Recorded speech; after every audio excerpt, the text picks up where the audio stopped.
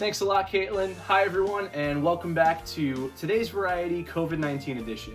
I'm Mike Milano, and joining me right now is our special guest, Rob DeLillo. Rob lives and breathes all things music. He's been performing in a number of different bands for years, and his musical knowledge is rivaled by few. His newest project, a solo album spanning across many genres, including psychedelic rock, funk, and jazz, by the name of Lunar Commute, was released on April 20th. Here he is now, ladies and gentlemen, Rob DeLillo. Thanks for having me. This is cool. So let's dive right into this. So Lunar Commute just got released April 20th. The title of this album. So is there a story behind that at all? Yeah, my dad and my brother were watching a show one time that was a science show talking about outer space, and it was saying that the distance between the moon and the earth is called the lunar commute. And so they were like, hey, that's a cool word. Hey, Rob, why don't you use that as your band name? And I was like, yeah, that's a great idea. So the inspiration just sort of fell out of the sky. That's it, man. So now, speaking of inspiration, so as far as the genre of this album goes, we mentioned a couple in the intro, but how would you describe it? And were there any specific influences for you going into this whole thing? Well, I don't really want to call it a single genre because I think in this day and age of music, we're kind of past the whole genre thing. I mean, there's too many bands just blending multiple genres together into one single sound. And that's sort of what I tried to do, I would say.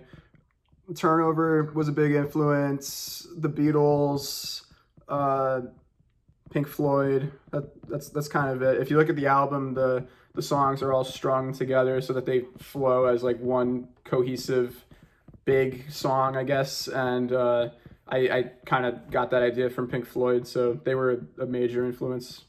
So this was your first solo album, and so you've been a part of other projects in the past, but this one in particular, having been just you, was there anything different as far as your writing process goes going into this whole thing versus something that you might have done in the past?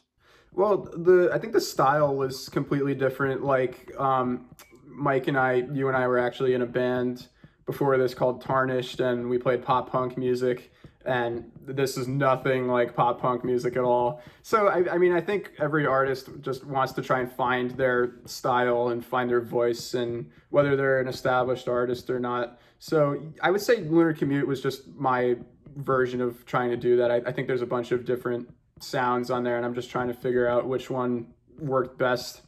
Very nice. Well, so now on the topic of sort of this experimentation that this project seemed to be for you, you did a little bit of experimenting yourself as far as what roles you played in the actual orchestration. And what I mean by that is you sang on this project, and I think this is the first time that I can recall that you sang seriously. Yes. What was that like for you? Well, it was difficult to put it simply. I'm not a singer, but I couldn't find anyone else to sing these songs, so I was like, you know what, I'll do it. And yeah, I think the longest days were the days where we had to record the vocals because we just had to do take after take after take. Yeah, I hope when people listen to this album, they kind of don't like really criticize me as a singer, because I'm not. I hope people take a closer look at my music and my writing. Speaking for you, I think your guitar work is really what you put in a lot of the time on this, as well as all of the synth parts and all of the other the synths were cool. Yeah, I went pretty deep with the synths. Looking a little bit past all of that, besides actually performing the vocals, you had to actually write the materials. So lyrically, there's some pretty seemingly deep themes and songs on this album. Is there any sort of story woven throughout the songs as they progress through, or? Well, I didn't really put a lot of thought into the lyrics either. To tell you the truth, I'm not much of a lyricist either.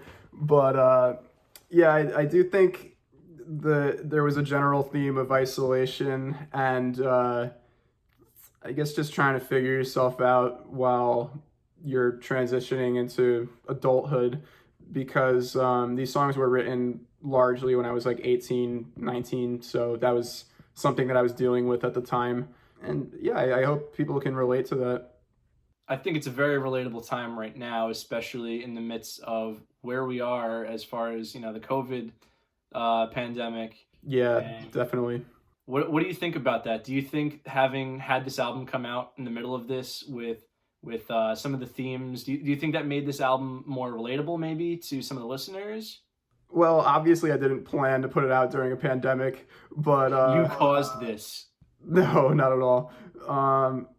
But I do think some of the themes are applicable. Yeah, I think everybody feels pretty isolated right now, needless to say. So maybe some of my songs will be like a coping mechanism for those people. So you mentioned that you were almost reluctant, it seems, to actually sing on this and to have to write the lyrics for it. So, A little uh, bit, yeah. looking back at it, do you think you would have done anything differently if you had the chance to do this whole thing over again? Well, first of all, people were really like positively receptive to my singing. Like people told me that I sounded great actually, and that it really gelled with the music. So I was like, "Oh, really? Like, thanks." But if I were to do something differently, I'd probably spend more time on the lyrics. Yeah. Well, I'll give you a little bit of a pat on the back there. I always said that you sounded fine, but Oh, thank you. See, like ever since I put out the album, everyone's just complimenting me, and I'm like, "Oh, okay, I wasn't expecting this. Thanks." well, that's awesome. So thinking about albums and making music and I guess feedback kind of applies in here too.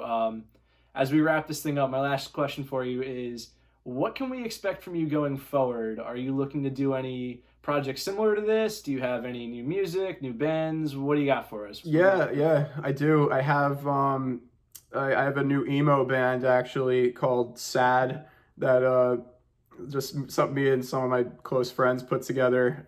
We were gonna hopefully have something out by now, but it got delayed due to the pandemic, which is a shame. But we'll have something sometime soon. Yeah, and I'm also trying to put together a follow-up album for Lunar Commute. I think I'm gonna go funkier on this next one. Awesome, man. Well, we're certainly looking forward to see what you might have next for us. But speaking of what's coming up next, don't go anywhere because Rob will be back shortly performing an original song called Sheltered off of his debut solo album, Lunar Commute. But first, here's Alexa Metro with our Guess the Fail game.